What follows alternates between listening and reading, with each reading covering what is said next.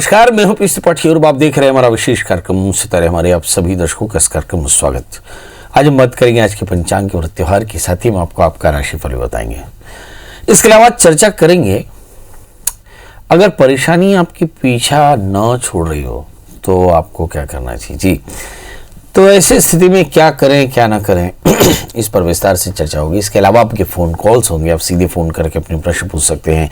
हमारा phone number है 07714008877। अब से आधे घंटे तक लगातार ये फ़ोन लाइन खुली रहेगी और हमें आपके फ़ोन का इंतजार रहेगा। तो चलिए कार्यक्रम की शुरुआत करते हैं, जानते हैं आज का पंचांग। आज शुभ संवत 2077 1942 सूर्य उत्तरायण का फाल्गुन महीने के कृष्ण पक्ष की आज तिथि देखें, आज दशमी तिथि है और दिन सोमवार। आज दशमी दोपहर तक रहेगी, दोपहर करीब 3:45 तक। आज पूर्वाखाड़ा नक्षत्र रात्रि को 8:40 तक। चंद्रमा धनु राशि में होंगे। आज का राहु काल 7:48 से 9:17 तक होगा। तो दोस्तों ये तो था पंचांग और अब बात करते हैं दुर्भाग्य की। जी, दुर्भाग्य का अगर पीछा आपके जिंदगी से न छूट रहा हो तो क्या क्या हो सकता है। आपकी ज़िंदगी में बहुत ऐसी चीज़ें हो सकती हैं जिसे आप अपेक्षा नहीं करते, जैसे शादी का नहीं होना, नौकरी में परेशानी आना, काम में बाधाएं आना, लगातार असफलताएं मिलना या फिर शरीर का कष्टित होना, अनेक प्रकार की बीमारियों का होना। ये बहुत सारी बीमारियां हैं, बहुत सारी परेशानियां हैं। और अगर ऐसा हो तो संतान में परेशानी हो, नौकरी में परेशानी हो, घर की शांति ना आ रही हो तो फिर क्या करना चाहिए। तो फिर किसी विद्वान आचार्य से पूछना चाहिए कि आखिर मेरी जन्म कुंडली में ऐसा क्या है जिसके चलते किसी भी प्रकार के ग्रहों की अंतर्दशाओं में मुझे असफलता ही मिल रही है। तो देखने पर पता चलेगा कि अगर आपके 8वें या भाग्य स्थान में राहु जैसे ग्रहों का प्रभाव पड़ जाए या 8वें या भाग्य स्थान में राहु पड़ जाए या इनके स्वामियों के साथ राहु का कैसा भी रिश्ता बन जाए, तो ऐसे जाने रहिए कि अनेक प्रकार की परेशानियां इस तरह से आ सकती हैं। अब बड़ा प्रश्न यह है कि इनका निदान क्या होना चाहिए। शास्त्र में, खासकर धर्म सिंधु ग्रंथ में इसके लिए बहुत सारे उद्यम लिखे। इसमें 4 उद्यम आपके सामने चर्चा करना चाहूँगा। पहला होता है, ये एक तरह का दोष है, पितृदोष कह सकते हैं। यदि शनि से आक्रांत राहु 6ठे 8वें 12वें बैठ जाए या सूर्य या चंद्रमा या फिर बृहस्पति से राहु, इसे अलग अलग लोग अलग अलग तरह के नाम देते हैं। कुछ लोग काल सर्प दोष कहते हैं, कोई अज्ञात पितरों का श्राप बोलते हैं, पितृश्राप कहते हैं, कुछ ग्रहण योग बोलते हैं।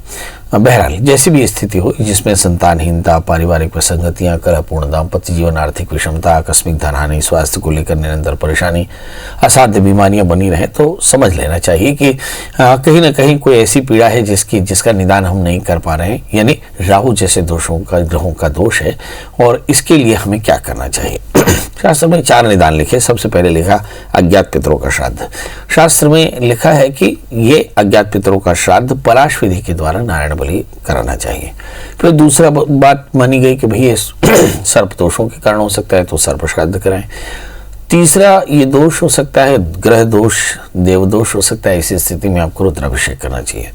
और फिर इन सब के बाद में आपको चाहिए कि नित्य भगवान शिव या दत्तात्रेय का पूजन करें, रुद्राभिषेक कराएं और काले तिल काले उड़द का दान करें, पीपल के पेड़ की सेवा करें, उस पीपल के पेड़ की जड़ों में जल डालें और साथ में दिया जलाएं। ऐसा आप निरंतर करते रहेंगे, जीव सेवा करते रहेंगे तो निश्चित तौर पर इस तरह के ग्रह दोषों की निवृत्ति होगी। चलिए अब 12 राशियों का सफर शुरू करते हैं, जानते हैं मेष और अरीज की। अगर हम राशिफल की चर्चा करें तो उससे पहले हमें ये देखना होगा कि कल और आज में क्या बदला। जी, कल और आज में जो चीज़ें बदली हैं उस पर थोड़ा सा नज़र डालें। कल और आज में चंद्रमा की स्थिति बदल गई, चंद्रमा अब धनु राशि में प्रवेश कर गए। तो आइए देखते हैं कि मेष राशि वाले जातकों के लिए अभी की ग्रहों की स्थितियाँ क्या असर डालेंगे और बाकी राशियों पर भी चर्चा करेंगे। मेष राशि में हम देखते हैं कि इस वक्त दूसरे स्थान में मंगल के साथ में राहु, 8वें स्थान में केतु है। मतलब सर्टेनिटी नहीं है, अनसर्टेनिटी हो सकती है। अनसर्टन आपको लॉसेस हो सकते हैं, अनसर्टन परेशानियाँ आ सकती हैं क्योंकि मंगल के साथ में राहु इन्वेस्टमेंट में परेशानी दे सकते हैं। 8वें स्थान में केतु इंजरीज दे सकते हैं, मतलब थोड़ी सावधान रहने की जरूरत पड़ेगी। चतुर्थी भाग्य स्थान में है, भूमि वाहन मकान के योग बेहतर दिखाई पड़ते हैं। भाग्य दशम स्थान में है, अवसर आपके पास में होंगे, खासकर नौकरी इत्यादि के। और दशमें स्वगृही होकर बैठे जो अवसर मिलेंगे उसमें आपको बड़ी सफलता मिलने वाली है। और तृतीय बुध भी दशम स्थान में बैठे हैं, मतलब इमोशनली थोड़े से परेशान हो सकते हैं, या ऋण रोग व्याधि शत्रुता बढ़ती नजर आ रही है, खासकर ऋण बढ़ते नजर आ रहा है, खासकर वर्क प्लेस में। 11वें स्थान में सूर्य के साथ में शुक्र है। कहीं ऐसा लगता है कि संतान को लेकर अच्छी खबरें मिल सकती है, मगर खर्च पर थोड़ी सी परेशानी हो सकती है। लाइफ पार्टनर का साथ मिलेगा, दोस्तों का साथ मिलेगा। क्या करना चाहिए जिससे आज का दिन बेहतर हो? हनुमान जी का दर्शन करें, हनुमान चालीसा का पाठ करें, मसूर की दाल गुड़ का दान करें तो आज का दिन बेहतर। अब बात कर लेते हैं दोस्तों वृषभ यानी टॉरस की। इस राशि वाली जातकों के लिए देखते हैं कि लग रहा है मंगल राहु बहुत ज्यादा आक्रामक हो सकते हैं।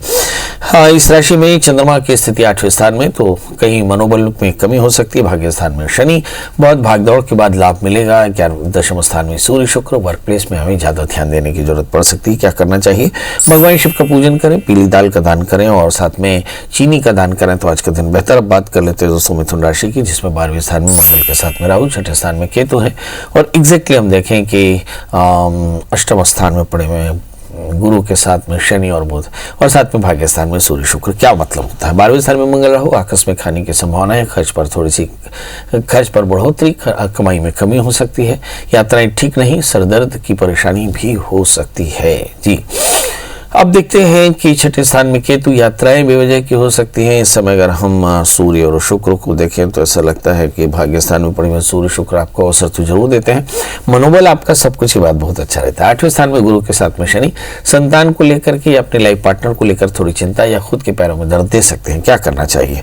तो इस राशि वाले जातकों के लिए भगवान विष्णु का पूजन करना, सत्यनारायण की कथा करना, श्री सूक्त का पाठ करना और पंचामृत पंजीरी का दान करना श्रेयस्कर होगा।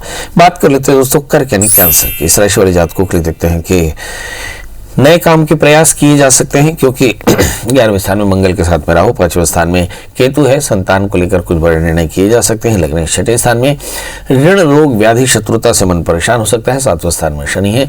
कहीं लाइफ पार्टनर का सहयोग बहुत अच्छा मिलेगा, दोस्तों का साथ बहुत अच्छा रहेगा, मगर कहीं रोगेश 7वें स्थान में बैठे, मतलब लाइफ पार्टनर या दोस्तों के रोगी होने की थोड़ी चिंता हो सकती है। 8वें स्थान में सूर्य, सिर का दर्द हो सकता है और पेट की तकलीफ हो सकती है। मतलब कुल मिलाकर के बाहर का आहार बहुत सावधानी से लेना। 11वें स्थान में राहु, आय की स्थिति बेहतर होगी।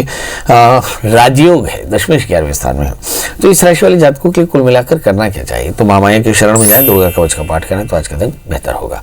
बात कर लेते हैं दोस्तों सिंह यानी लियो की। इस राशि वाले जातकों के लिए देखते हैं कि समय 7वें स्थान में सूर्य के साथ में शुक्र, अच्छे दोस्त मिलने वाले हैं। 6ठे स्थान में शनि, लाइफ पार्टनर की सेहत ठीक नहीं। पंचमेश 6ठे स्थान में संतान को लेकर के थोड़ी चिंता हो सकती है। इस राशि में हम देखते हैं कि 10वें स्थान में राहु और 4थे स्थान में केतु है, तो वर्क प्लेस में थोड़ी सी हर्डल्स जरूर हो सकते हैं। इस समय इस बात का एकदम ध्यान रखना। 7वें स्थान में शुक्र है, अच्छे दोस्त मिलेंगे। 6ठे स्थान में शनि, कमर का दर्द हो सकता है। 5वें स्थान में चंद्रमा, मुझे ऐसा लगता है कुछ बड़े परिवर्तन हो सकते हैं, खासकर संतान को लेकर के कुछ बड़े निर्णय करने पड़ेंगे। क्या करें? केतु के मंत्र को जप करें, सूक्ष्म जीवों को आहार दें तो आज का दिन बेहतर। बात कर लेते दोस्तों कन्या यानी वर्ग यानी मेरी राशि की। इस राशि में देखते हैं कि समय लग्नेश बुध इस समय बैठे 5वें स्थान में और शनि के साथ में, तो संतान की चिंता हो सकती है। लाइफ पार्टनर के साथ थोड़े से कॉन्फ्लिक्ट हो सकते हैं, क्योंकि सप्तमेश भी शनि से आक्रांत होकर बैठे। 6ठे स्थान में सूर्य शुक्र, यूं दिखाई पड़ता है कि दोनों ही शत्रुवीर है, मतलब शत्रुता खत्म होती नजर आ रही है, ऋण रोग व्याधि शत्रुता कम होती नजर आ रही। भाग्य स्थान में राहु, लगातार उलझने हो सकती हैं। 3रे स्थान में 4थे स्थान में चंद्रमा, पारिवारिक कलह हो सकता है। 3रे स्थान में केतु, यात्राएं संभव हो सकती हैं। क्या करना चाहिए? यात्राओं से बचना होगा, उलझनों से लड़ना होगा, और सबके लिए आपको चाहिए कि आप दत्तात्रेय कवच का पाठ करें, भगवान दत्तात्रेय की पूजा करें, काले तिल काले उड़द का दान करें, भगवान शिव का पूजन करें, शनि मंत्रों का जाप करें तो आज का दिन बेहतर होगा। तो दोस्तों ये तो था मेष से लेकर कन्या का हाल। अभी बाकी है तुला से लेकर मीन का हाल, आपके प्रश्नों का भी जवाब। अगर आपके जीवन में अनसर्टेनिटी हो, यानी आपके जीवन में लगातार व्यवधान आ रहे हों, चीज़ें निश्चित न हों, संतति अवरोध यानी संतान को तकलीफ हो, संतान प्राप्ति में तकलीफ हो, नौकरी मिलने में तकलीफ हो, शरीर में व्याधियां जा न रही हों, घर में अशांति हो, तो क्या करना चाहिए? तो शास्त्र में लिखा कि फिर किसी विद्वान ज्योतिषी से ग्रह शांति कराना चाहिए। तो ये किन प्रकार के ग्रहों के दोषों से उत्पन्न होने वाले कष्ट हैं? तो बताया कि अगर राहु अष्टम या नवम स्थान में बैठ जाए, या फिर अष्टम या नवम स्थान के स्वामियों के साथ इसका किसी भी तरह से संबंध हो जाए और ये खराब स्थिति में बैठ जाए, तो ऐसी स्थिति में इस तरह की अनसर्टेनिटी यानी आकस्मिक परेशानियां लगातार घेरे रहती है। इसमें बार बार हानि होना, चिंता होना, तो ऐसी स्थिति में क्या करना चाहिए? तो इसके 3 बड़े उपाय बताए। एक तो पलाश विधि के द्वारा नारायण बलि, दूसरा नाग बलि, और इसके अलावा रुद्राभिषेक करना चाहिए, पीपल के पेड़ की सेवा करनी चाहिए।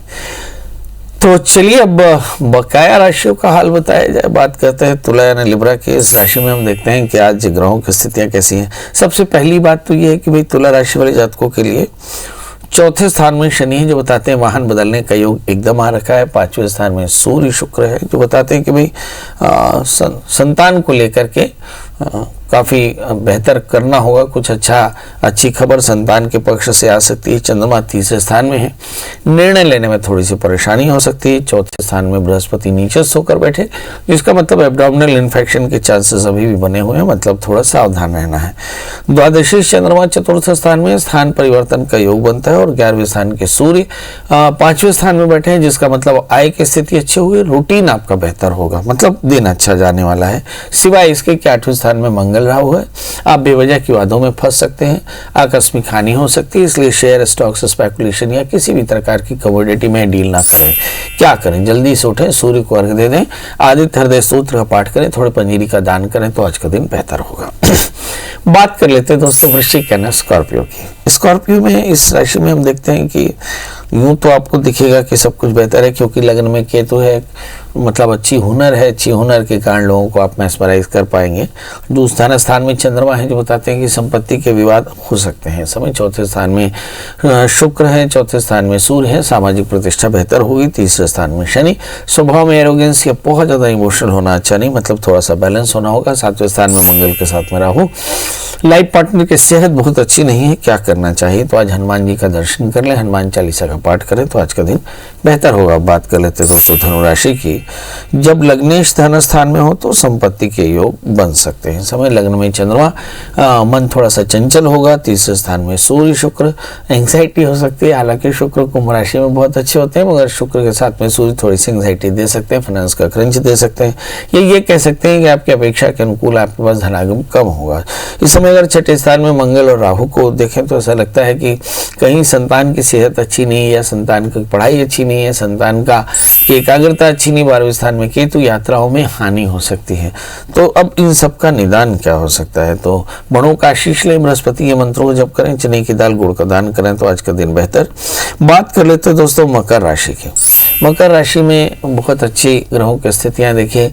लग्न में शनि है तो बहुत जस्टिफाइड होंगे, बृहस्पति नीचस्थ है, मतलब अच्छे लोगों की संगत करें तो ठीक, नहीं तो वरना बुरे लोगों की संगत से हानि हो सकती है। लग्न में बुध बैठे हैं, तो ऐसा दिखाई पड़ता है कि कहीं भाग्येश लग्न में है, तो ऐसा लगता है अवसर आपके पास में होंगे, अवसर को लेकर के थोड़े से क्रेजी हो सकते हैं। 12वें स्थान में चंद्रमा है, जब कभी भी चंद्रमा सप्तमी शुक्र 12वें स्थान में हो तो मतलब लाइफ पार्टनर की सेहत या स्थान परिवर्तन का योग, या विदेश यात्राओं की सोच, या प्रदेश की सोच, यात्राओं की सोच बन सकती है।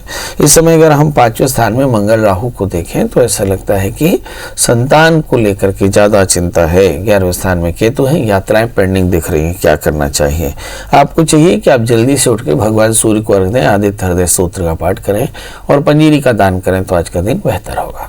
बात कर लेते हैं दोस्तों कुंभ राशि की। इस राशि में भी हम देखते हैं कि 3 ग्रह 12वें बैठे हैं, जैसे बृहस्पति 12वें बैठे हैं, तो सेहत को लेकर के थोड़ा चिंतित होना चाहिए। 12वें स्थान में शनि है, तो सर्वाइकल स्पॉन्डिलाइटिस या फिर हेल्थ को लेकर या ऑर्थोपेडिक पेन को लेकर परेशान हो सकते हैं। बुध बैठे हैं, बुध अगर 12वें स्थान में बैठ जाए तो क्या होगा? तो देखते हैं कुंभ राशि में बुध जो है वो पंचमेश होकर बैठे, तो जिसका मतलब होता है कि कहीं संतान को लेकर के थोड़ी चिंता होना, या अवसर को चूक जाने को लेकर थोड़ी चिंता होना, ये हो सकता है। हालांकि बुध आर्थिक तौर पर बेहतर बनाते हैं। लग्न में सूर्य शुक्र, थोड़ा सा फाइनेंस का क्रंच दिखाई पड़ सकता है। इसके अलावा क्या करना चाहिए? तो आपको चाहिए कि जल्दी से उठें और दत्तात्रेय कवच का पाठ करें, दत्तात्रेय भगवान की पूजा करें, तिल का तेल चढ़ाएं, तो आज का दिन बेहतर होगा। बात कर लेते हैं दोस्तों मीन राशि की। इस राशि में यूं तो दिखता है कि सब कुछ सीख है, क्योंकि 11वें स्थान में गुरु शनि और बुध बैठे हैं, लाभ की स्थिति है, मगर 12वें स्थान में सूर्य शुक्र भी है। इचिंग हो सकती है, आंखों की परेशानियां हो सकती हैं, मतलब ऋण रोग व्याधि शत्रुता की चिंता थोड़ी ज़्यादा ही हो सकती है। 3रे स्थान में मंगल राहु, आतुरता यानी एक्साइटमेंट ज़्यादा हो सकता है। इस समय अगर हम भाग्य स्थान में पड़े हुए केतु को देखें तो यात्राएं हो सकती है। 10वें स्थान में चंद्रमा, वर्क प्लेस में काफ़ी उठापटक मची हो सकती है। अरे आपकी कमाई चूंकि अच्छी है इसलिए बहुत ज़्यादा फर्क नहीं पड़ेगा। इन दिनों में सबसे बड़ा अच्छा अवसर ये है कि आप स्वस्थ शरीर से थोड़ा या ज़्यादा कमा लें। तो मीन राशि वाले जातकों के लिए दोनों ही चीज़ें बड़ी आसानी से दिखाई पड़ रही हैं, मतलब इनका समय काफ़ी अच्छा है। क्या करना चाहिए? तो ऐसा लिखा है कि भाई चीज़ें अगर बेहतर हों, उसे और बेहतर करना हो तो महामाया की शरण में जाएं। तो बढ़िया दुर्गा जी के मंदिर में जा करके और भगवती का ध्यान करें, दर्शन करें, दिया जलाएं और वहीं पर बैठ करके दुर्गा स्तुति का पाठ करें और दरवाजे पर निकल के थोड़ी सी चीनी का दान करें तो आज के दिन बेहतर होगा। कॉलर्स की जुड़ने का सिलसिला, हमारे साथ को सुमित जी जुड़ चुके हैं। सुमित जी, आपका बहुत बहुत स्वागत है। बताइए क्या जानना चाहते हैं? पंडित जी प्रणाम। जी प्रणाम। मेरा डेट ऑफ बर्थ है 13 दिसंबर 1989, 1:80 और समय है 9:20 दिन में। जन्म स्थान भाटापारा। क्या जानना है? मुझे ये जानना है कि मोर गुरु कैसे है और शुक्र दशा समाप्त कब हुई? का वर्ग? नहीं, मतलब थोड़ा शुक्र के नाम से ना मुझे बहुत परेशानी होती, शुगर उगर हो गई है, वो थोड़ा नॉर्मल हुई तो ज्यादा जानकारी। तो आज तू चीज जाने वाले है, गुरु कैसे है, शुक्र कैसे है। शुक्र के कारण मार अंते तंते परेशानी मिला थे। आपकी जन्म लग्न मकर है और आपकी राशि वृश्चिक कन्या है। गुरु 8वें स्थान में मंगल, राहु और गुरु एक तरह से गुरु चांडाल योग अंगारक दोष बनाते। 12वें स्थान में शुक्र है। शुक्र की स्थिति दशमेश 12वें स्थान में है और पंचमेश 12वें स्थान में, मतलब चित्त की एकाग्रता, संतान के कष्ट हो, कमाई धमाई में परेशानी चलत है। पेट रोजी में भी परेशानी है। गुरु की महादशा और गुरु की महादशा में शुक्र के अंदर एकदम ठोका बढ़िया योग है। एक ठन बृहस्पति देव गुरु है, एक ठन शुक्र दैत्य गुरु है और दोनों एक दूसरे के दशा स्वामी हैं। तो शुक्र के दशा में आमतौर पे तनाव, चिड़चिड़ापन, काम में कमी, काम में मन नहीं लगना, पैसा कमी में होना, ये सब दिखात लक्षण और तनाव लगातार बने रहते, स्ट्रेस बने रहते। एक कारण कई बार आदमी व्यसन के शिकार होते। 12वें स्थान में शुक्र है, तब एक निदान का है। शास्त्र में लिखे है कि शनैस्तु जाप्यमानेस्मिन् स्तोत्रैः संपत्तिरुच्यकैः। दुर्गा सप्तशती के 9 पाठ करना चाहिए और दुर्गा जी की स्थापना करके गौरी गणेश कलश नवग्रह कुडश मातृका, मतलब सकाम कामना सहित अनुष्ठान करे से और उस दुर्गा सप्तशती के 9 पाठ करे से निश्चित तौर पर एमा परेशानी दूर होगी और एक फायदा होगी। याद रखो शुक्र के दशा 2022 तक चली, जून तक, मतलब जून तक आपला धैर्य बना के रखना है और लगातार प्रयास करना है, थकना नहीं है। लगातार माता के मंदिर में जाके घी दिया जलाओ, चीनी दान करो और कन्या पूजन करो। याद रखो कोई भी माई लोगन परेशान जन हो। वैसे भी आज महिला दिवस है, मतलब कहते कि या देवी सर्वभूतेषु मात्र रूपेण संस्थिता नमस्तस्यै नमस्तस्यै नमस्तस्यै नमो नमः। चाहे अपन पत्नी हो, चाहे माँ हो, चाहे बहनी हो, एक मन के ध्यान जरूर रखे बर है। काबर इसे कहते कि स्त्रिया समस्ता सकला जगत सुतोई कयात पूरी तम अमयी तत् का ते स्तुति स्तव्य परापरोक्ति।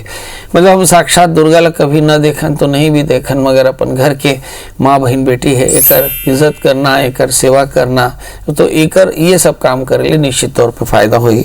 एकर अलावा जैसे मन में इच्छा हो कि कोई अच्छा स्टोन पहना है तो एकर बरता है एक 4 कैरेट के ओपल और 4 कैरेट की जामुनिया पहन ले और भगवती महामाया के दर्शन कर तो सब जमो पीड़ा ठीक हो जाएगी। चलिए तब इसके बाद अब आपसे भी विदा लेते हैं, फेसबुक लाइव के दोस्तों से विदा लेते हैं इस वादे के साथ कि कल हम फिर हाजिर होंगे ढेर सारा प्यार पाने के लिए। तब तक मुझे दी इजाजत, नमस्कार।